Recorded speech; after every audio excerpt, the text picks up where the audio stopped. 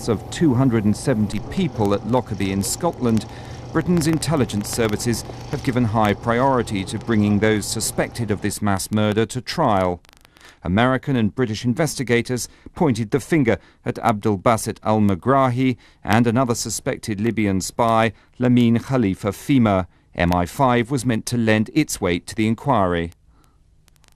I was responsible largely for Lockerbie and Libya overseas, and my counterpart was responsible for Libyan activity in the UK. I mean, obviously some days we'd be going out to see special branches to discuss investigations going outside London, or possibly targeting of potential agents who were living outside London. In the 1980s, Libya used a terrorist group, the Abu Nidal organisation, to wage a campaign of murder against British diplomats abroad. In 1984, WPC Yvonne Fletcher was killed by shots fired from the Libyan embassy in London. The struggle to get Libya to admit its responsibility goes on to this day. Then, 2 years later, American aircraft flying from Britain bombed Gaddafi's palace, killing his daughter. Retaliation for an alleged act of Libyan state-sponsored terror in Germany. Shayler's former employers, the Home Counterintelligence Service, MI5, always had a different approach to SIS or MI6, the more glamorously housed agency over the river. Most SIS operations happen abroad, outside British law. Many MI5 officers believe their colleagues have a more swashbuckling approach. To put it in a nutshell, I compare the two cultures, MI5 being a kind of grammar school boy culture, and MI6 being a public school boy culture, really. And that was reflecting the way people worked. I mean, in MI5 you were always over-supervised. There was always people trying to put their tuppence into what you were doing. And quite often these were people who had very little legitimate interest in what you were doing and knew very little about how you were working. Whereas MI6 was perhaps, too much the other way. I mean, people were very kind of gung-ho. Certainly they sort of saw themselves more in the kind of James Bond, John le Carré sort of roles than people in MI5 did. There was certainly a lot of friction between the two organisations because people basically didn't get together and try to understand each other's cultures and try to understand what each other were doing, basically. When I started in G9, the Libyan section, I tried to sort of change that. And create a situation whereby you had regular 3-month meetings. So it put it on a much more formal basis and probably a lot more efficient basis.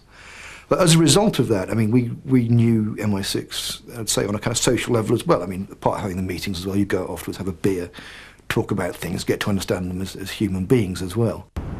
At one of the joint meetings, Shayler learned of the existence of an Arab agent who was given the very English codename Tunworth. That informer and his SIS case officer are the key figures in Shayler's allegations. We were given some reporting that we were told came from somebody who wasn't of entirely established reliability. And when we looked at the reporting, we found that there was corroboration from elsewhere, what they call collateral intelligence circles, which led us to believe, obviously, that the agent did have some access, did have some reliability.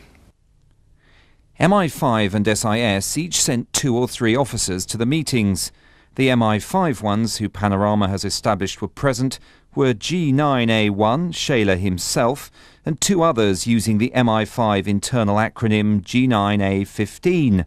The SIS ones were called, in their service jargon, PT16, PT16 Ops B, and the man meeting and running Tunworth, PT16B. At one of these meetings, Shayler discovered that PT16B's new agent was much more than a simple supplier of information. PT16B, who was the kind of my opposite number in SIS, started to talk about how this guy was going to be involved in trying to plan an assassination attempt on Gaddafi using a Libyan Islamic extremist group. Basically, yeah. I mean, this is what he was coming up with SIS. I mean, that was the reason for the initial walk-in and so on. He was, I've got a plan. I've got people behind me. What I obviously need is the money to be able to buy the things I need. Tunworth's intelligence was, we're told, shared with a small number of key officials. These reports are known in the secret jargon of Whitehall as CX. Shayler says a special CX report of Tunworth's information was put out. It contained details of what was brought together for the plan to kill Gaddafi. As is normal procedure, the CX report was sanitised. It didn't explicitly spell out that PT-16B's agent was himself a part of the conspiracy to kill Gaddafi. And when I first heard the story, I thought, well, this is kind of boy's own James Bond SIS stuff. We'll probably hear about it for a month, then it'll disappear, and we'll never hear about anything again. In this particular case, however, they were actually put out as a CX report to Whitehall, probably to the Foreign Office, certainly obviously to us, probably to GCHQ, may not have been to GCHQ. So they were obviously very excited about this. Very excited about it as well. But even then, I mean, my thinking still was, OK, they've put this out, they're saying that, they're obviously not saying they're involved in it at the moment, because what they're saying, they've got a source reporting on somebody else doing it, which obviously is one of the ways of hiding the source of your intelligence. My thinking still even then was that this is still boy's own stuff, and I don't think this is going to happen. I mean, it's just like so many things they've told me, it's not going to happen. As the plan to kill Gaddafi took shape inside Libya, the SIS officer PT-16B met his agent Tunworth again. As SIS's relationship with Tunworth deepened, a substantial sum of money was changing hands. So we're talking about something like about £100,000 to fund the assassination attempt against Gaddafi, which of course all comes from the British taxpayer. Britain's agent Tunworth was a part of the conspiracy. He became SIS's link with the militant Islamic group, a hardline organisation headed by Abdullah as-Sadiq. In the past, several Arab countries have said that Britain is harbouring Islamic militants. With its large Middle Eastern community, London has become an alternative political capital for the Arab world. Libya has publicly accused Britain of giving refuge to the leader of the militant Islamic group. In response to our inquiries, the Foreign Office remarkably says it doesn't know if Abdullah as-Sadiq is in this country.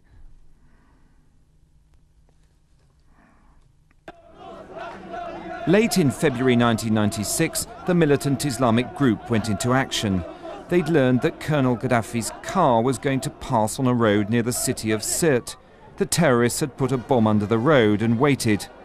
They set it off. Several bodyguards are thought to have died.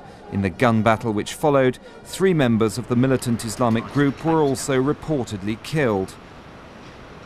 Shortly after the attack failed, intelligence reports were received and sent back to London, where they ended up on David Shayler's desk. In 1996, saying that an attempt had been made on Gaddafi's life, that in fact a bomb had been put under a car in a cavalcade. Gaddafi was travelling in the cavalcade but in a different car, so the explosion had gone off and there'd been various casualties, fatalities, but in fact they'd got the wrong people. Now even then I was still thinking, well, this could be a result of the Islamic extremist activity going on in Libya in general. I mean, there was another intelligence report which wasn't quite as detailed, but this again was supporting the fact that the thing had happened. A few days later, at the offices of an Arabic newspaper in London, a fax arrived at the desk of Camille Tawil. In it, the militant Islamic group claimed responsibility for the attack. They also identified the members of its team who they said had been martyred in the bid to kill Gaddafi. I remember receiving a statement by fax from this group, the Islamic fighting group, saying that they are responsible for an assassination attempt on the life of Gaddafi. I read the statement. It contained several names. The statement claimed that they were involved in the assassination attempt. I felt it was a credible information given to me, but I wanted to verify the story. I contacted other Libyan groups and they gave me a similar account to what has happened. This is why I decided to publish the story. Shayler didn't realise the full implications of the intelligence report until the next meeting of the joint group. It was MI5's turn to host. Officers filed into room 470 at Thames House. Once again, PT-16B, the SIS man who ran Tunworth, was there. It was only when I met PT-16B discussing other matters with him that he mentioned